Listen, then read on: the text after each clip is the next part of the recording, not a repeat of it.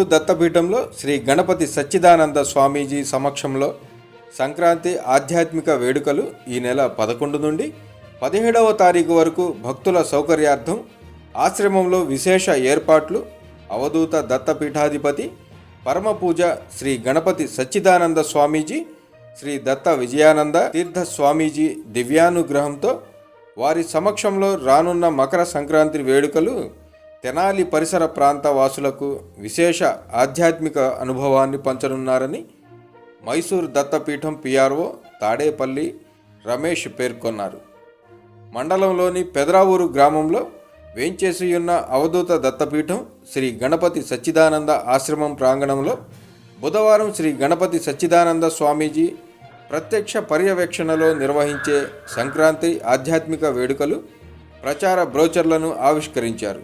Media సమావేశంలో గవిని Rajendra Rao, Uppala Varadarajulu, Prasunamba, B Sitaramireddy, K Narayana మరియు కన్యాకుమారి తదితరులు పాల్గొన్నారు.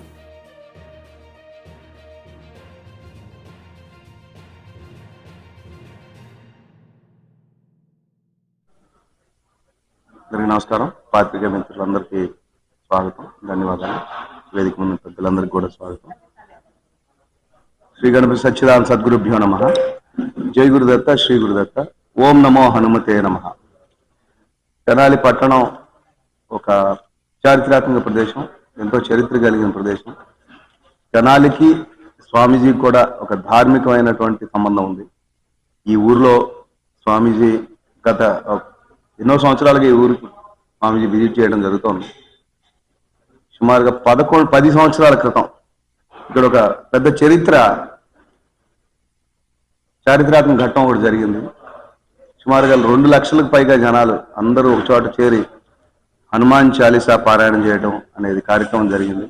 ఆ ఊరంతా కూడా ఆ రోజు ఊర్లో ఎవరు ఇంట్లో లేరు, అందరూ ఆ పారాయణ కార్యక్రమంలో ఉన్నారు. ఆ కార్యక్రమం అత్యద్భుతంగా జరగటం, అంతమందితో స్వామీజీ ఆ పారాయణ చేయించడం, ఆ కార్యక్రమానికి ఈ ఊరంతా ఆల్మోస్ట్ షట్ డౌన్ లాగా అందరూ చేరి ఒక అత్యద్భుతమైన ధార్మిక కార్యక్రమం చేసుకున్నాం. హనుమంతుడు నిస్వార్థమైన అత్యద్భుతమైన మహాభక్తుడు.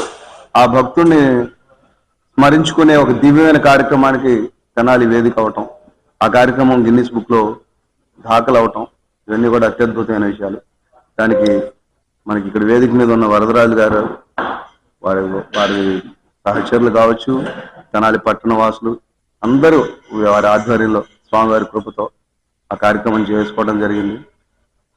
ఆ కార్యక్రమం జరిగిన 10 సంవత్సరాలే సుమారుగా అప్పుడే అయిపోయిందా అన్నట్టుగా ఉంది. అంత అత్యద్భుతంగా జరిగిన ఆ కార్యక్రమానికి, ఆ ఆంజనేయుడి కార్యక్రమాన్ని మనం చేసుకున్నాం. ఆయన గుర్తుగా ఇక్కడ ఒక ఆశ్రమం, ఒక హనుమంతుడి దేవాలయం రావాలనేది స్వామీజీ సంకల్పం. దానికి ఒక 5-6 సంవత్సరాలుగా ఇక్కడున్న భక్తులు, స్వామివారికి ఎప్పటి నుంచో అత్యంత ఆత్మీయంగా ఉన్న భక్తులు, ఈ కొడాలి ఫ్యామిలీ, శివ గారు, వీళ్ళు సేవ చేసుకోవడం జరిగింది. ఈ ఆశ్రమాన్ని స్వామీజీ రేపు 10వ తారీఖు సాయంత్రం ఆశ్రమానికి ఇక్కడ రాబోతున్నారు. 11 నుంచి ఇక్కడ నిత్యం శ్రీచక్రార్చన, హోమాలు, అలాగే కార్యక్రమాలన్నీ జరగబోతున్నాయి. 11వ తారీఖు సాయంత్రం ఇక్కడ హనుమాన్ చాలీసా కూడా జరగబోతోంది. అలాగే ఈ వరుసలో సంక్రాంతి కార్యక్రమాలు కూడా జరగటం, 13, 14, 15 కూడా ఈ కార్యక్రమాలు ఇక్కడ చేయాలని సంకల్పించి సుమారుగా 1 వారం రోజుల పాటు స్వామీజీ ఇక్కడ ఉంటున్నారు.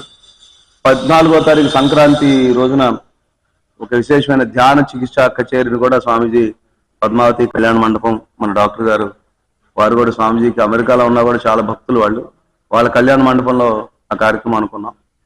రేపు ఈ 5-6 రోజులు జరగబోయే ఈ కార్యక్రమానికి అందరికీ, ప్రతి ఒక్కరికి స్వాగతం.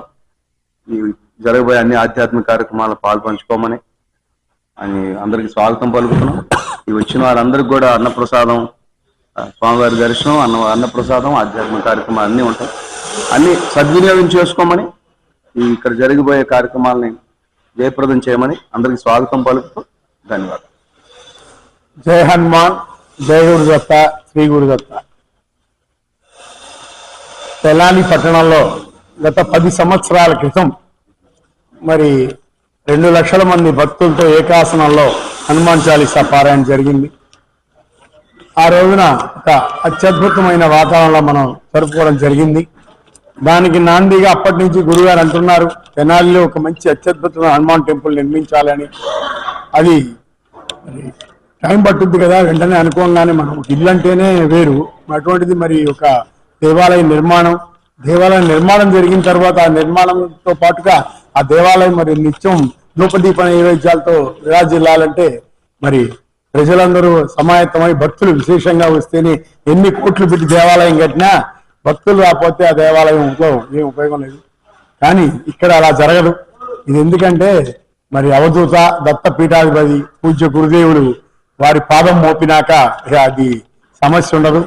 అత్యంత వైభవంగా ఇక్కడ అత్యంత గొప్పది తెనాలి పట్టణంలో ఇంతవరకు తెనాలి కాదు సరౌండింగ్ లో ఎక్కడా కూడా లేనటువంటి విధంగా పూర్తి రాతి కట్టడంతో నిర్మాణం జరగబోతోంది. మరి స్వామివారు యాక్చువల్ గా ఏంటంటే ఈ టెంపుల్ నిర్మాణం అయిన తర్వాత వస్తారని ఒక నా జరిగింది కాదు. స్వామి ముందుగా వచ్చి ప్రజలందరికీ వారి యొక్క కార్యాచరణ ఈ దేవాలయం గురించి కానీ వారి ప్రవచనం ఇస్తే ప్రజలు ఇదవుతారు, మమేకమవుతారు దేవాలయంలో అనే భావంతో చేయడం జరిగింది. స్వామివారు 7 రోజులు ఒక ఊర్లో ఒక చోట ఒక ప్రదేశంలో ఉండటం అంటే ఇది కూడా ఒక గిన్నీస్ రికార్డు.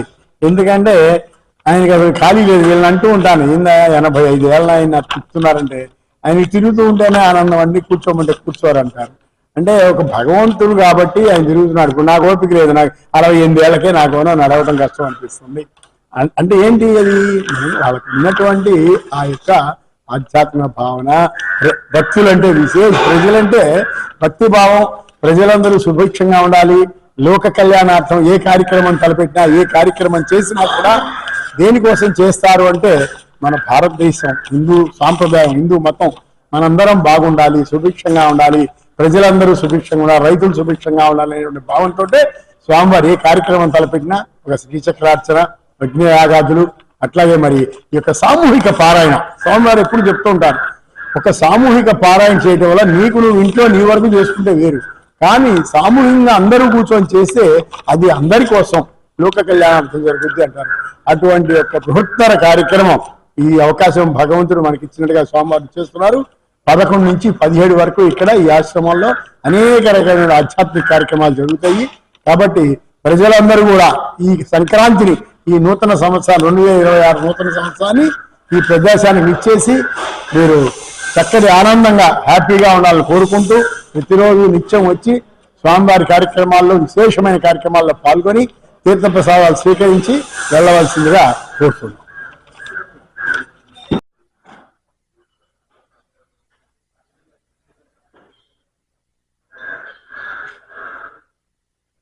శ్రీచక్ర పూజ, ధాన్యలక్ష్మి పూజ, లక్ష రుద్రాక్ష అర్చన, ప్రసాద వినియోగం సాయంత్రం 5:30 16/1/2026 తేదీ శుక్రవారం కనుమ రోజున ఉదయం 8 శ్రీచక్ర పూజ, మహామంగళ హారతి.